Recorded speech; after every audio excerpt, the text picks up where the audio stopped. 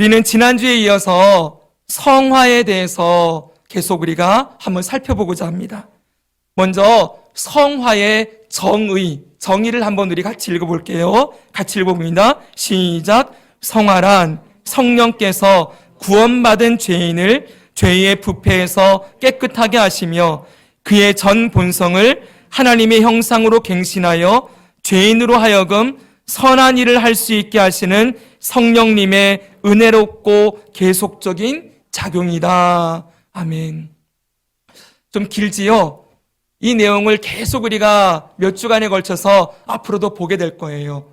오늘 우리가 중점적으로 볼 부분은 첫 번째 두 줄입니다. 우리 두 줄만 다시 한번 읽어볼까요? 시작. 성화란 성령께서 구원받은 죄인을 죄의 부패에서 깨끗하게 하시며, 여기에요. 자, 사랑하는 여러분, 우리는 이미 예수님을 통해서 구원 받았습니다. 아멘. 할렐루야. 아멘이시죠? 네. 그 구원이 무엇으로부터의 구원이었습니까? 바로 죄로부터의 구원이었습니다. 우리는 죄인이었던 우리들이, 다음 보여주세요.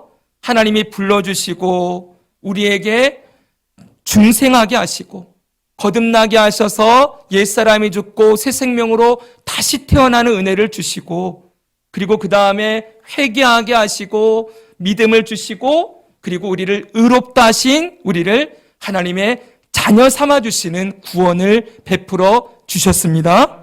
아멘. 여기는 이미 구원받았다라고 말할 때 해당되는 내용이었어요. 지난주에 우리가 배웠지요? 근데 하나님의 자녀가 된 것으로, 구원을 받은 것으로 우리는 끝나지 않았어요. 아직도 구원받아야 되는 존재라고 성경은 우리에게 가르치고 있지요. 현재도 우리는 구원을 받아야 해요. 그 현재에 우리를 구원하시는 그 구원을 우리는 뭐라 부르느냐? 바로 성화라고 부른다는 거예요. 자, 그럼 여기서 여러분들이 질문을 던질 수 있어요. 아니, 목사님, 이미 구원 받았다면서 무슨 구원을 더 받아야 됩니까? 성화를 가르칠 때마다 가장 많이 듣는 질문이 이거예요. 구원을 이미 받았는데 무슨 구원을 또 받으라고 합니까? 그럼 아직 우리가 구원 못 받았다는 이야기입니까? 이렇게 묻는 거예요. 지난주에 우리 교회에서 직분자 교육을 통해서 각 개신교 교단의 차이점들을 우리가 함께 배웠거든요.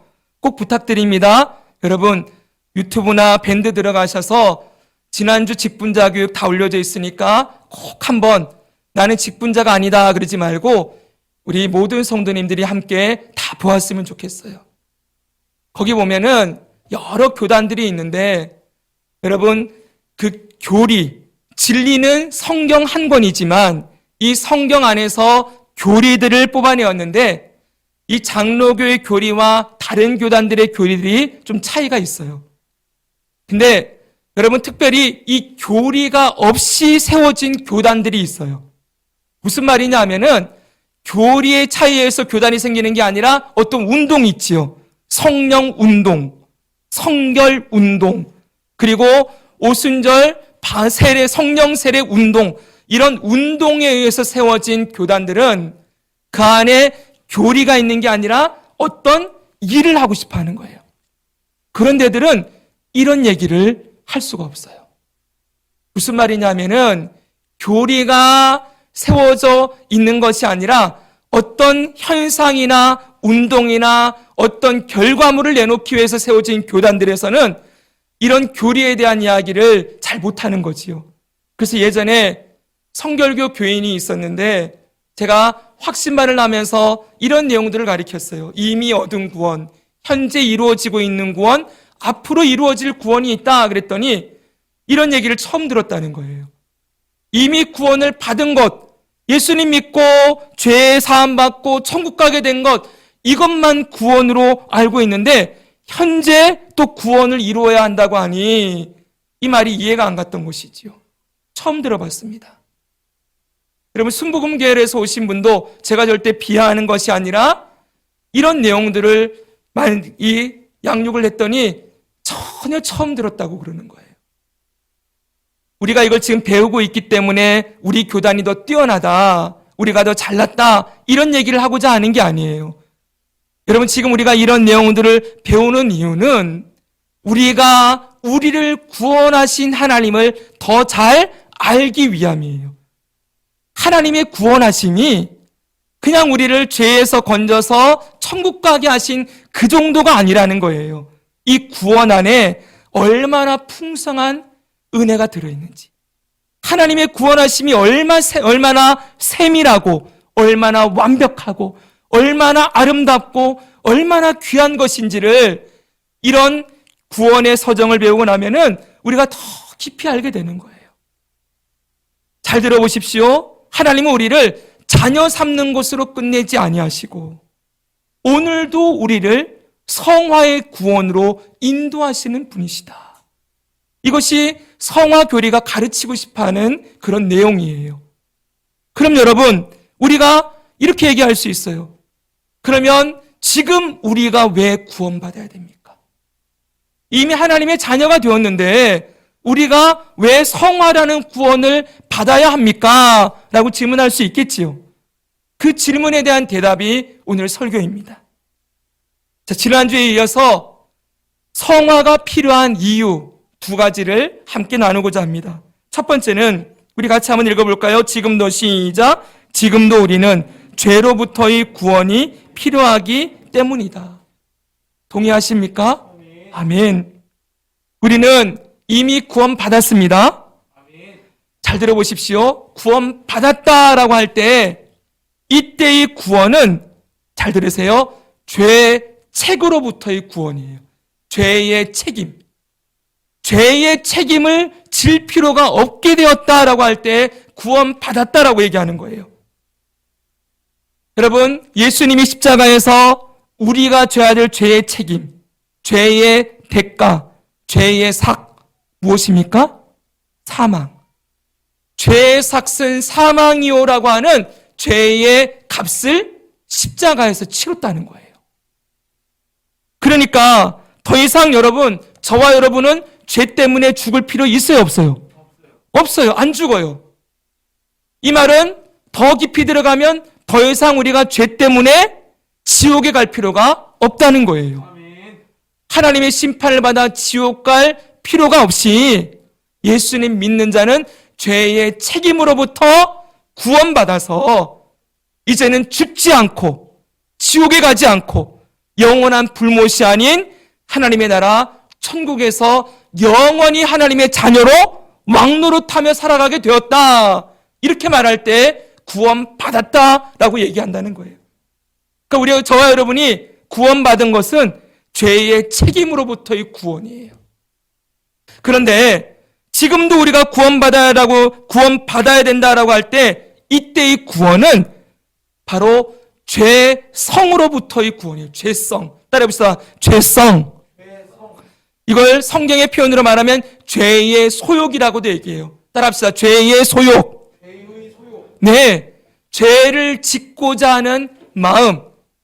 다른 말로 하면 죄의 습관.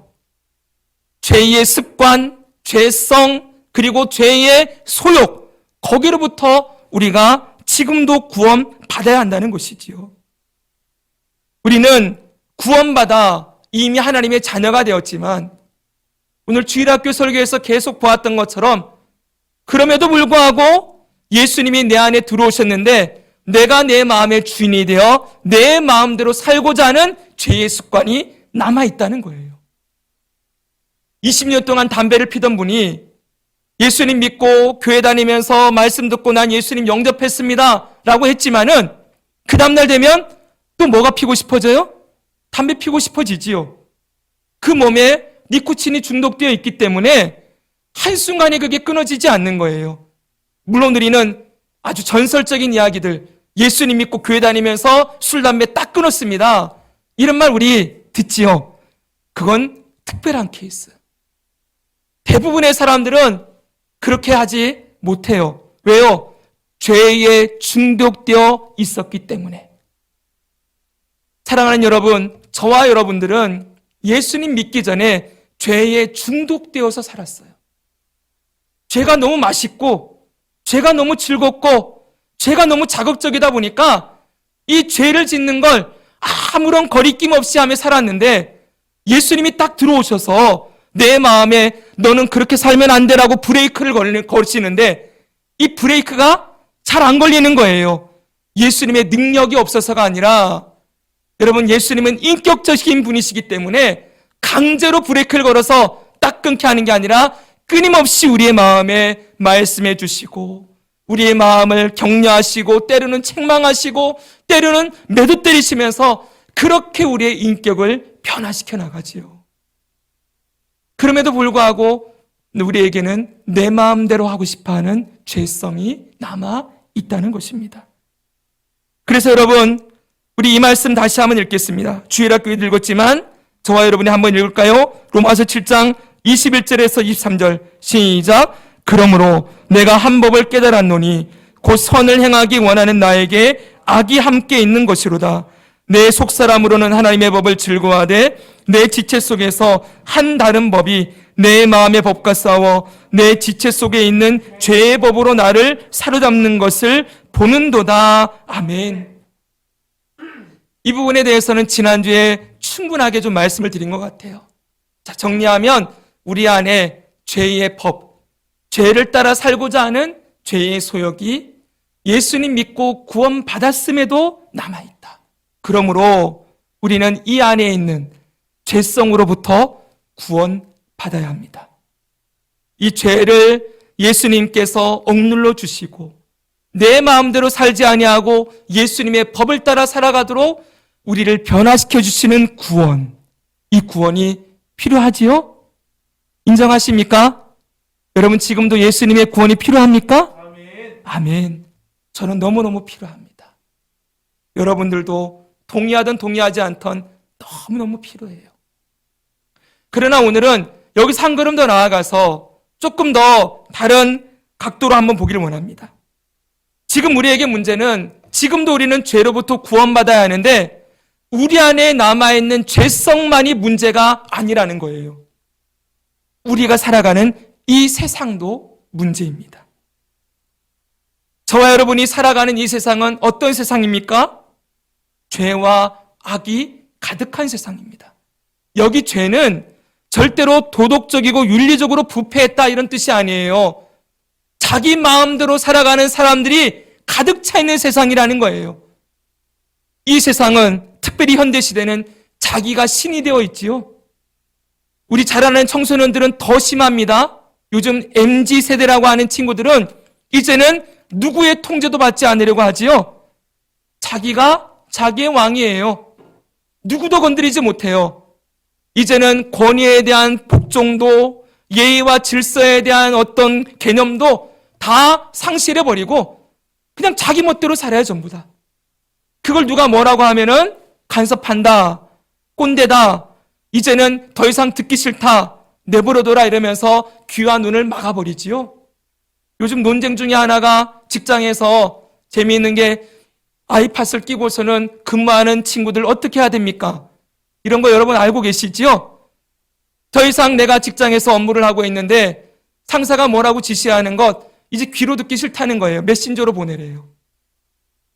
더 이상 소통도 하지 않고 듣지도 않으려고 하고 그냥 내일 내가 하다가 내가 다니고 싶으면 다니고 오늘이라도 끝내고 싶으면 끝내고 싶은 이런 세대를 우리가 보고 있어요.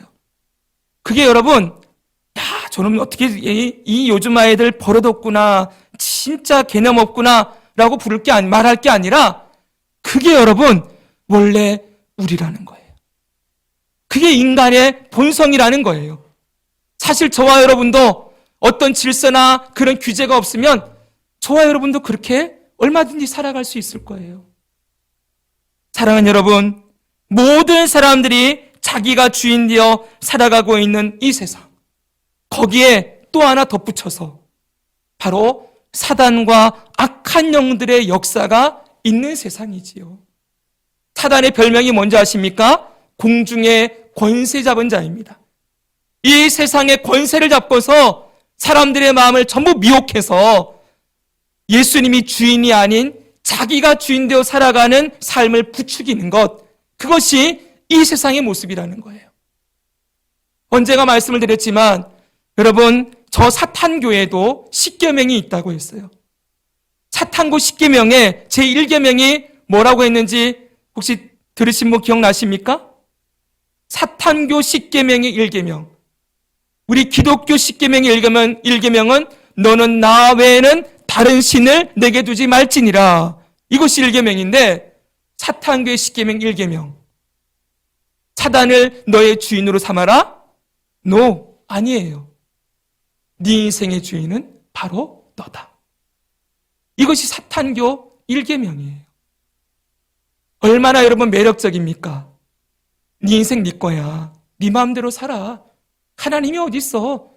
야, 교회 다니면 얼마나 귀찮은 줄 알아? 다니면 이것도 하지 말라, 저것도 하지 말라. 왜 그렇게 하지 말라는 게 많은지 모르겠어. 응? 시간도 제대로 못 쓰지, 술도 못 먹지, 담배도 못 피지, 아무렇게나 살아도 되지. 야, 그렇게 귀찮은 교회 뭐하러 다니냐? 이러면서 하나님을 섬기는 것을 거부해요. 그게 마치 굴레가 되고 속박이 되고 억압이 되는 것처럼 말하면서 신으로부터 자유롭게 된 인간, 신의 억압으로부터 해방된 인간을 외치면서 신은 죽었다, 신은 없다, 하나님 창조자, 그런 헛된 소리 하지 말고 이 세상은 우연히 만들어졌고 이 세상의 모든 주인은 바로 인간이다. 사람이 세상의 중심이다. 이런 얘기들을 사람들의 마음속에 집어넣고 있는 거지요. 정말 이제 갈수록 여러분, 기독교는 축소될 겁니다. 하나님이 창조자이시다 말하면 여러분 완전히 석기시대 사람 취급을 받게 될 것입니다. 당신의 삶의 주인은 예수님이십니다. 이런 얘기 절대 사람들이 안 들을 거예요. 요즘 젊은 세대들 더 안 들을 겁니다. 사랑하는 여러분, 이 세상은 저 창조 때로부터 노아 홍수 때로부터 하나님을 거부해서 지금도 여전히 거부하고 있고, 여러분 신학시대에 예수님이 오셨던 시대에 예수님을 십자가에 못 박은 이 세상은 지금도 여전히 예수님을 십자가에 못 박고 거부하며 무시하고 미워하는 세상이라는 겁니다. 그 뒤에는 악한 사단의 전략이 숨어 있다는 걸 잊으면 안 되는 거예요. 그래서 여러분, 악한 사단은 이 세상에 있는 사람들을 영적인 것에 관심을 전혀 두지 못하게 만들어요. 철저하게 이 세상, 눈에 보이는 것만, 이 땅에 있는 것만 보고 살아가도록 사람들의 마음을 전부 묶어 놓았어요. 그래서 영적인 얘기, 야, 너는 네 영혼이 요즘 어떠니? 너 죽으면 어디 가는지 아니? 이런 얘기 관심 있나요, 없나요? 없어요, 이제 여러분. 천국이 뭐고 지옥이 뭐고, 예전에는 이런 얘기하면 여러분 조나단 에드워드 목사님이나 저 청교도 시대에는 지옥 설교하면 사람들이 벌벌 떨었어요. 그러나 이제는 지옥 얘기하면 코웃음 쳐요. 여러분, 사탄을, 루시퍼의 이름을 친구처럼 가요에서 쓰고 있는 세상이니 더 이상 지옥, 사단, 악한 영들, 귀신들, 죄, 악, 이런 얘기는 헛된 헛소리가 되고 말지요. 사랑하는 여러분, 이런 세상 가운데 저와 여러분들이 살아가고 있습니다. 철저하게 눈에 보이는 것만을 추구하며 살도록 만드는 세상이라는 겁니다. 그래서 예수님께서 이런 말씀하셨어요. 한번 보실까요? 노아의 때와 같이 인자의 임함도 그러하리라. 홍수전에 노아가 방주에 들어가던 날까지 사람들이 먹고 마시고 장가들고 시집가고 있으면서 홍수가 나서 그들을 다 멸하기까지 깨닫지 못하였으니 인자의 임함도 이와 같으리라. 예수님께서 다시 오실 그 재림에 대한 말씀을 주시면서 하시는 말씀이 이거예요. 내일이라도 예수님이 오시게 될 텐데 이 세상은 어떻다고요? 노아 때와 같이 여전히 시집가고 여전히 장가들고 여전히 먹고 여전히 마시면서 오늘 이 세상이 전부인 것처럼 살아가다가 주님이, 하나님이 약속하신 그 시간 120년이 지난 다음에 노아 홍수가 임하였을 때 아무도 깨닫지 못했다는 거예요. 이 세상이 영원할 줄 아는 것이지요. 인자의 임함도 그러하리라. 예수님이 이 땅에 반드시 오신다고 약속하셨는데 예수님이 오시기 전에 저와 여러분들이 죽어서 예수님 만날 날이 내일일지 아니면 오늘 저녁일지 우리는 알지 못하는데 사람들은 거기에 관심을 두지 않고 오늘 먹고 마시는 것, 오늘 시집가고 장가가는 것, 이게 잘못됐다는 것이 아니라 거기에만 마음을 두고 살아간다는 것이지요. 여러분, 또 이런 말씀도 있습니다. 예수님 말씀이에요. 천국은 마치 자기 아들을 위하여 혼인잔치를 베푼 어떤 임금과 같으니 그 종들을 보내어 그 청한 사람들을 혼인잔치에 오라 하였더니 오기를 싫어하거늘. 무슨 내용 같습니까? 하나님의 나라를 전파하고 복음을 전할 때 사람들이 어떻게 반응하고 있는지를 보여주는 말씀이에요. 보십시오. 오기를 싫어한대요. 다시 다른 종들을 보내며 이르되 청한 사람들에게 이르기를 내가 오찬을 준비하되 나의 소와 살찐 짐승을 잡고 모든 것을 갖추었으니 혼인잔치에 오소서 하라 하였더니 하나님의 천국잔치에 사람들을 부르는 거예요. 근데 그들이 어떻게 합니까? 그들이 돌아보지도 않고 한 사람은 자기 밭으로 한 사람은 자기 사업하러 가고 그 남은 자들은 종들을 잡아 모욕하고 죽였다. 이 세상이 그렇지 않습니까? 한 사람은 일하러 가고 자기 사업하러 가고 여러분 어떤 사람은 먹고 마시고 장가 들고 시집가고 그리고 오히려 그 하나님의 잔치에 초대하는 종들을 잡아 죽이고 미워하는 이게 이 세상이라는 거예요. 그래서 예수님이 이렇게 말씀합니다. 같이 한번 읽습니다. 마태복음 11장 16, 17절입니다. 같이 읽습니다. 시작.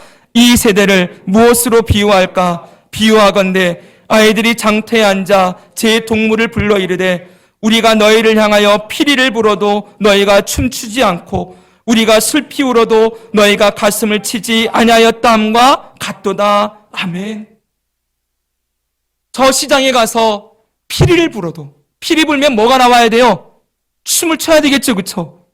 네. 근데 춤추지 않고 울어도 가슴을 치지 않아요. 주님이 오실 때가 가까웠습니다. 이 세상이 전부가 아닙니다. 이 죄악된 세상에 우리를 구원하신 하나님이 계십니다. 우리 죄를 죽으시고 부활하신 예수님이 우리의 구주가 되십니다. 이런 얘기를 외쳐도 사람들이 춤추지도 않고 가슴을 치며 울며 회개하지도 않는다는 거예요. 이게 이 세대라는 거예요. 그때나 지금이나 세상은 동일합니다. 사랑하는 여러분, 오해하지 마십시오. 이 세상 살면서 우리가 오늘 먹고 살아야 되는 문제가 결코 중요하지 않다는 거 아닙니다. 우리의 가정을 하나님께서는 책임지라고 남편들에게 가장의 책임을 주셨습니다. 아내들에게 남편을 돕고 자녀들을 길러내는 그 책임을 부부가 함께 지고 또 아내가 기도하며 그렇게 도우라고 책임을 주셨습니다. 우리에게 사랑하는 자녀들 주셔서 이 아들 양육할 책임 우리에게 주셨지요. 여러분 직장에 가면 여러분들이 맡은 바 직무가 있고 직위가 있고 그 책임을 힘써 성실하게 감당해야 될 책임이 있습니다. 여러분 그걸 절대로 무시하는 게 아니에요.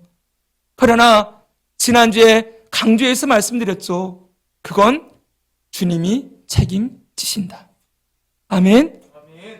여러분들이 여러분의 자녀 인생을 책임질 수 없습니다. 여러분이 여러분의 인생도 책임질 수 없습니다. 믿으시죠? 인정하시죠? 그건 우리 영역이 아니라는 거예요. 이 땅을 살아가면서 먹고 사는 문제, 여러분들이 아무리 노력해도 그게 한순간에 터진 웅덩이가 되어서 여러분 정말 죄송한 말이지만 여러분이 아무리 많이 쌓아댄들 요즘 이 세상이 어떻습니까? 웅덩이 터지는 소리들이 여기저기 들리고 있지요. 주식이 폭락하고 코인이 폭락하고 집값이 폭락하고 여러분 영끌까지 해서 대출을 해서 해놓은 것들이 이 집값 오르면은 그 빚 갚고 그리고 얼마의 이익을 남기겠다고 했던 이 세상의 계획들이 다 터지는 거 보고 있지 않습니까? 이 세상에 영원한 게 어디 있고 이 세상에 우리의 계획과 예상대로 이루어지는 일들이 어디 있습니까? 여러분은 여러분의 자녀에 대해서 확신하십니까? 이 자녀가 여러분들이 원하는 대로 길러져서 정말 아름답고 성숙하고 존귀하고 그런 존재들로 이 땅을 살아가면서 좋은 대학 턱턱 들어가고 직장도 좋은 데 들어가서 속안 썩이고 일평생 결혼해서 자식 낳고 내가 나중에 손주 보면서 살아야지, 이런 계획들을 한다 한들 그대로 될 수 있습니까? 여러분의 노력이 필요 없다는 게 아니라 우리가 아무리 노력해도 우리의 인생의 미래 우리가 결코 책임질 수 없다는 거예요. 하루살이와 같은 존재지요. 있다가 없어지는 안개와 같으니라. 여러분, 그렇기에 우리에게는 선하신 아버지가 필요합니다. 그리고 하나님이 우리 아버지가 되어 주셨습니다. 그래서 미리 쓸 것을 내가 알고 있다 말씀하시고, 구하라 주실 것이요, 찾으라 찾을 것이요, 문을 두드리라 그러면 너에게 열릴 것이다. 하물며 악한 자라도 자식에게 좋은 것을 줄 줄 알거든 하물며 선하신 우리 아버지가 자식에게 좋은 것 줄 줄 모르겠느냐 약속하셨어요. 그러므로 여러분, 이 세상에 먹고 사는 문제는 우리의 영역이 아니에요.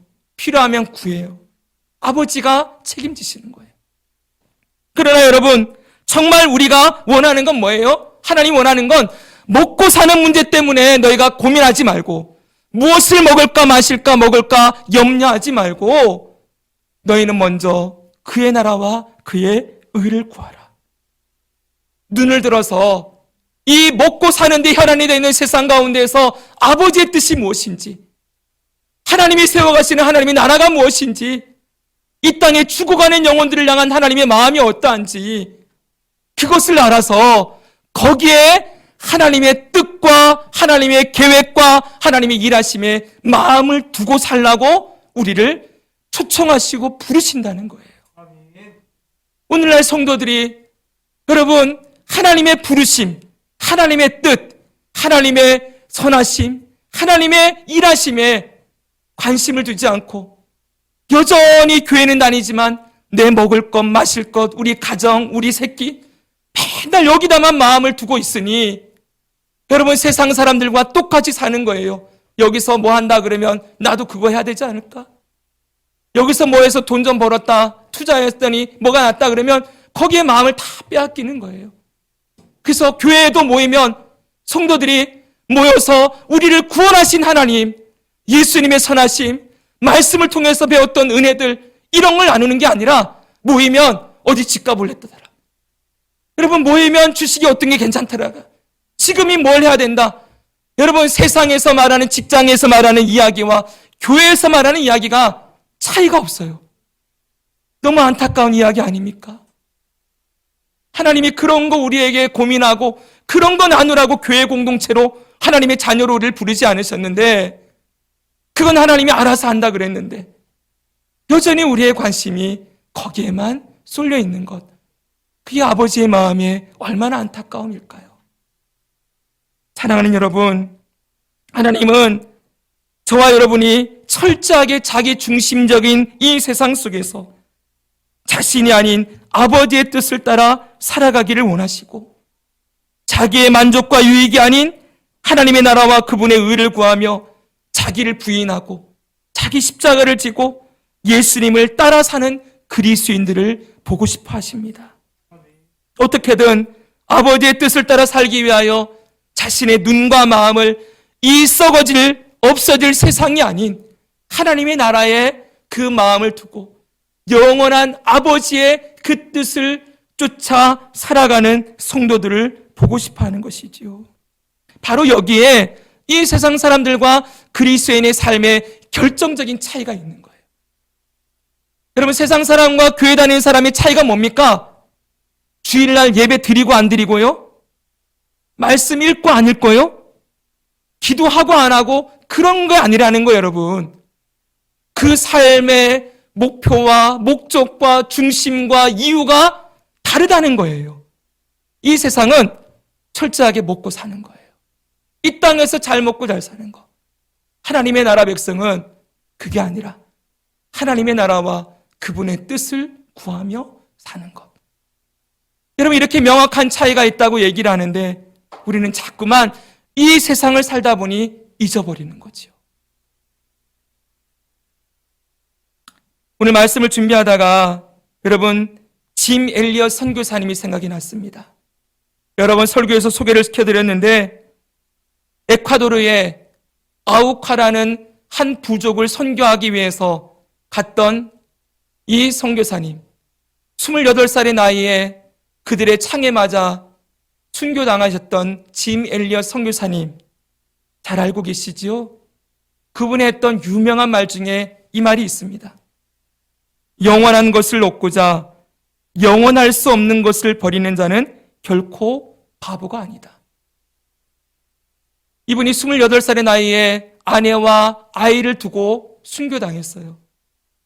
옥스포드 대학을 나와서 수재로 사람들에게 이름을 날리며 장래가 아주 유망한 그런 청년으로 사람들에게 인정받고 기대를 한 몸에 받았는데 이 28의 짐 엘리엇 선교사가 저 남미 에콰도르에 가서 한 이름도 모르는 부족의 창에 죽었다는 이야기가 알려졌을 때 세상 사람들이 들끓었대요.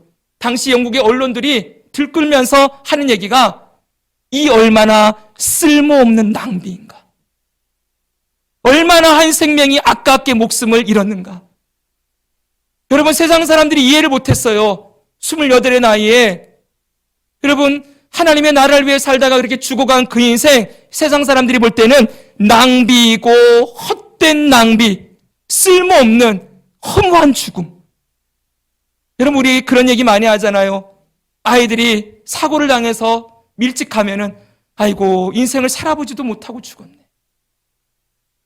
여러분 그런 눈으로 짐 엘리엇 선교사님의 인생을 바라봤어요. 죽음을. 그러나 그분의 일기장에 이 얘기가 쓰여 있는 거예요. 영원한 것을 위해, 영원한 하나님의 나라를 위해 영원하지 않는 것을 버리는 것은 결코 바보가 아니다. 세상 사람들은 좀 바보 같다고 했을지 모르지만 여러분 하나님의 눈으로 바라볼 때 그처럼 아름다운 삶이 없지요. 남겨진 아내와 아이들은 어떻게 살았을까요? 여러분 그 아내가 몇 년 후에 자기 남편을 죽였던 아우카 부족에게 들어갔어요. 들어가서 그들을 끌어안고 그 아이들을 끌어안으며 거기서 선교사로 살아가다가 여러분 그 아들도 거기서 그들과 함께 살아갔어요. 여러분 세상은 이해가 안 되지요. 말도 안 되는 소리지요. 그러나 여러분 하나님의 나라의 가치를 아는 사람, 영원하지 않은 이 땅, 영원한 하나님의 나라, 이 구분이 명확한 사람에게는 삶의 목적과 방향과 그 걸음이 이렇게 차이가 난다는 거예요. 여러분 오해하지 마십시오. 우리 모두에게 짐 엘리엇 선교사와 같은 삶을 하나님이 기대하는 것 아닙니다. 부르심이 다를 수 있어요. 그분은 그렇게 부르다가 주님 부르시는 게 하나님의 뜻이고 이 자리에는 평생 한 가정을 돌보며 한 가정에 믿지 않는 남편, 믿지 않는 부모님, 시부모님 모시면서 그렇게 살아가면서 일생을 지켜온 사람들도 계실 거예요. 여러분 그게 비교 대상이 아니에요. 그분은 더 뛰어난 삶을 살았다. 이 땅에서 가정 지키면서 믿음을 홀로 지키며 눈물로 기도하며 자녀들 길러낸 그 인생은 별로 별 볼 것 없다. 이렇게 구분하면 안 돼요. 정말 기억하십시오. 그렇게 부르신 사람이 있고 한 가정을 책임지는 믿음의 사람으로 부르신 사람도 있어요. 오늘 저희들이 어떻게 살아갈지 몰라요. 그래 여러분 뭐를 많이 했다. 그분은 위대한 하나님의 위인이다. 나는 아무런 쓸모없는 이름 없는 무명의 성도일 뿐이다. 이렇게 구분하면 안 돼요. 그건 세상적인 구분이에요. 하나님은 엘리야 시대에 엘리야와 같이 놀라운 선지자도 사용하셨지만 바알에게 무릎 꿇지 않는 무명의 성도 7,000명도 기억하셨어요. 아멘. 아멘. 저와 여러분이 무명의 성도로 끝날 수가 있어요. 제가 이번에 어쩌다가 동창회 일을 맡게 됐어요. 총신 신대원 96회 졸업을 했는데 여러분 2002년에 졸업한 제가 이제 학교를 졸업한 지 20년이 되어서 신학대학원에서 홈커밍 데이라고 모든 신대원 동창들을 불러 모아서 잔치를 벌이는 걸 주관하게 되었어요. 거기 어쩌다가 제가 좀 그 일을 맡게 되었는데 그 일을 하는 임원들 가운데 제가 들어가 보고 일을 하는 분들 봤더니 정말 뛰어난 분들이 많아요. 신학교를 졸업한 지 20년이 됐는데 어떤 분은 큰 교회 담임 목사님이 되어 있고 어떤 분은 아주 지역에서 큰 일을 행하면서 아주 대단하게 사역하는 분들이 한마디로 세상에서 말하는 기라성 같은 분들이 많았어요. 거기에 개척교회하고 있는 목사는 임원 중에서는 저 하나예요. 그러면 제가 가면은 정말 주눅이 들었어요. 네. 그러나 여러분, 제가 갈 때마다 주님 앞에 기도했어요. 주님, 저도 주님의 부르신 종이지요. 주님, 저분들의 부르심이 있고 저의 부르심이 있지요. 제가 절대로 조건과 자격을 보고 이렇게 비교하지 않게 해주십시오. 주눅 들지 않게 해주십시오. 21살 때 부르심 받아서 여러분 52까지 30년을 사역을 했습니다. 여러분 작은 교회에서부터 조금 큰 교회까지 섬겨오면서 숱한 시간 주님 나라 위에 달려왔는데 여러분 그분들만 하나님은 기억하는 분이라고 하면 저 같은 사람은 어떻게 살겠습니까? 그렇죠 여러분. 그런데 말씀이 그렇게 말하지 않는다는 거예요. 뛰어나게 하나님의 나라와 영광을 위해 앞장서서 일하는 사람도 있지만 저 뒤에서 이름도 없이 빛도 없이 주님 나라를 위해 살아가는 거룩한 백성들, 그들도 하나님은 기억하시는 분이시지요. 아멘. 여러분들 보고 짐 엘리엇과 같은 삶을 하나님이 다 원하시는 게 아니라는 거예요. 지금 여러분들이 직장에서, 여러분들의 삶의 자리에서, 가정에서 어떻게든 나를 쳐서 묵종시키며 말씀과 기도로 거룩하여지고 하나님 뜻을 살고자 하는 여러분의 몸부림, 말 안 듣고 정말 속상한 이 아이들 데리고 세상의 방법으로 어떤 과외 선생님 붙여야 될까, 어떤 학원을 데려다 놔야 할까, 이걸 고민하는 게 아니라 이 아이 끌어안고서는 주님, 이 아이의 이 죄성을 누가 다스릴 수 있겠습니까? 자기 멋대로 하고자 하는 이 아이의 이 악한 본성, 모태로부터 죄를 가지고 태어난 이 아이를 누가 다스릴 수 있겠습니까? 제 힘으로는 안 됩니다. 주님 좀 도와주십시오. 이 아이의 마음과 생각을 바꾸실 분은 오직 주님밖에 없습니다. 내 힘으로 안 됩니다. 속상할 때 아플 때 끌어안고 눈물 흘리는 자, 눈물 흘리는 그 기도, 여러분 삶의 자리에서 누군가 여러분을 힘들게 하고 억압하고 속상하고 괴로운 일들 생길 때 여러분 남들처럼 술 먹으면서 저기 험담하면서 뒷담화하는 사람들이 아니라 주님 앞에 엎드려 주여 어찌해야 되겠습니까? 내가 너무 억울합니다. 아픕니다. 그러나 똑같이 갚아줄 수가 없지요. 나에게 지혜를 주십시오. 어떻게든 하나님의 말씀을 따라 살아가 보려고 몸부림치면 저와 여러분의 그 모습, 여러분 그것 절대로 헛되지 않는다는 거예요. 오늘 여러분의 삶의 자리에서 싸우고 있는 이 죄와의 싸움, 이 죄와의 싸움도 하나님은 너무나 귀하게 보시고 사랑하는 내 아들 내 딸아, 내가 너를 사랑한다. 내가 너 기도 듣고 있다. 네가 나에게 간구하고 구하고 맡기는 만큼 내가 너 삶에 지금도 역사하고 있단다. 내가 해결하고 내가 알아서 내가 모든 길 가운데 선한 길을 내게 보여주마 말씀하시며 지금도 일하십니다. 아멘. 사랑하는 여러분, 오늘 이 세상 가운데에서 이 영원하지 않은 이 땅에 우리의 마음을 두지 않고 영원한 하나님의 나라에 우리의 마음을 두고 살아가는 것, 여러분 이게 우리 마음대로 잘 안 되기에 하나님께서 우리에게 성령님을 보내주시는 거예요. 우리 안에 성령님 보내주셔서 자꾸 세상으로 가려는 우리의 마음을, 세상의 방법으로 살려는 우리의 마음을 주님의 말씀의 법을 따라 주님의 뜻을 따라 살아가도록 변화시키시고 깨우치시는 일을 우리에게 하시기 위하여 성령님이 우리 안에 오셨다는 거예요. 아멘. 그분이 오늘도 우리를 구원하고 계십니다. 아멘. 여러분 이 구원이 우리에게 필요하지요, 그렇죠? 네, 오늘도 우리는 구원이 필요해요. 우리 자신의 죄로부터, 세상으로부터의 죄로부터 우리를 구원하는 그 손길이 너무나 필요한 연약한 존재들이 이 자리에 모여 있습니다. 말씀을 정리합니다. 여러분 지난 한 주간, 오늘 이 말씀이 여러분들에게, 지난 한 주간 말고요, 오늘 이 말씀이 오늘 여러분들에게 어떤 의미로 다가오십니까? 제가 말씀을 정리하면서 결론에 이런 질문을 던져놨어요. 지난 한 주간 여러분은 여러분 안에 있는 죄와 얼마나 싸워보셨습니까? 얼마나 민감하게 나 멋대로 내 멋대로 살고자 하는 내 자신과 아버지의 뜻을 따라 살고자 하는 선한 마음, 이 싸움의 갈등을 겪으면서 사도 바울처럼 오호라 나는 곤고한 사람이로다, 내 속에 선한 것이 없노라 하고 고백하면서 주님, 내 마음의 이 악한 법, 죄의 법을 다스리시고 선한 말씀의 법을 따라 살아가도록 나를 좀 다스리십시오라고 몸부림쳤던 기억이 언제였던가? 사랑하는 여러분, 이 악한 세상 가운데에서 전부 먹는 얘기, 마시는 얘기, 돈 버는 얘기, 잘 사는 이야기만 이 땅 가운데에서 저 죽어가는 영혼을 바라보면서 하나님, 저 영혼을 건져주십시오.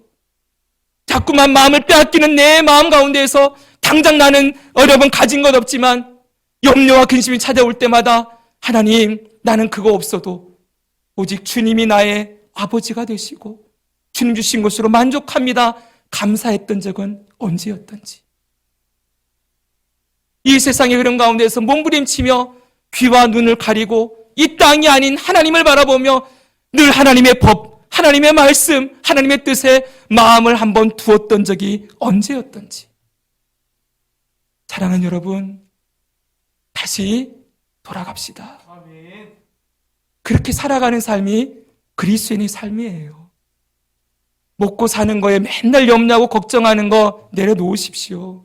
정말 우리가 오늘 해야 될 것은 내 속사람과의 싸움, 이 세상과의 싸움, 이 세상 속에서 아버지의 뜻을 따라 살아가기를 몸부림치는 것. 여러분, 주님은 그거 보고 싶어 하세요.